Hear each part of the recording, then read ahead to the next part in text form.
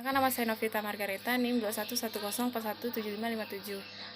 Di sini saya akan menjawabkan jawaban soal UAS Manajemen Operasi 2. Jawaban nomor 1, produk massal. Massa produk membuat produk yang macam-macam terbatas, namun harga murah, serta waktu produksi yang lebih cepat. Menurut Landon, adalah kemampuan untuk menawarkan produk atau jasa yang disesuaikan dengan selera individu menggunakan sumber daya produk yang sesuai seperti mass produk. Mass produk customization membuat produk lebih variatif dengan harga murah. Mass customization dapat menyesuaikan produk dengan cepat bagi nasabah individu maupun untuk pasar ceruk. Produk efisien dapat produk massal waktu produksi lebih cepat menggunakan prinsip yang sama. Mass conversion merupakan produk yang sesuai namun dapat diproduksi secara massal pula. Pendekatan dalam customer adalah customer kolaboratif, adaptif, dan customer kosmetik, customer transparan. Jawaban nomor 2, keunggulan kompetitif merupakan salah satu aspek yang harus dipenuhi dalam salah satu aspek manajemen bisnis, memahami serta mempromosikan keunggulan dari produk mereka. Perusahaan menjadi menang dalam kompetisi pasar semakin lama kian sangat.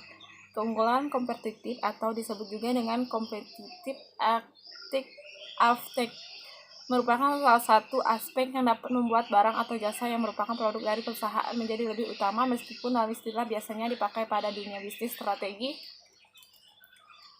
kompetitif dapat juga diterapkan pada sebuah lembaga seperti misalnya organisasi, komunitas, maupun individu dalam lingkungan cukup kompetitif untuk mendapatkan dan mempertahankan kompetitif efek. Perusahaan yang harus mampu menjaga kualitas yang lebih besar daripada para pesaing. Jawaban nomor 3, sistem kerja alih daya adalah perjanjian di mana bisnis ini dapat dipindah ke pihak ketiga. Ini berlaku untuk di bidang apapun, aktivitas administratif, pelatihan pekerja, dan banyak lagi. Paling sering dilakukan untuk mengurangi biaya. Alih daya juga minim risiko karena karyawan bekerja di perusahaan Anda bukan tanggung jawab Anda lagi, melainkan tanggung jawab pihak yang memberi layanan alih daya. Sedangkan sistem kerja offshoring lebih berbeda dengan alih daya, sama-sama menggunakan pihak ketiga, namun offshoring memiliki beberapa perbedaan seperti pergeseran kegiatan bekerja di kantor, biaya yang lebih rendah, dan lokasinya yang luar negeri. Yang bisa di luar negeri.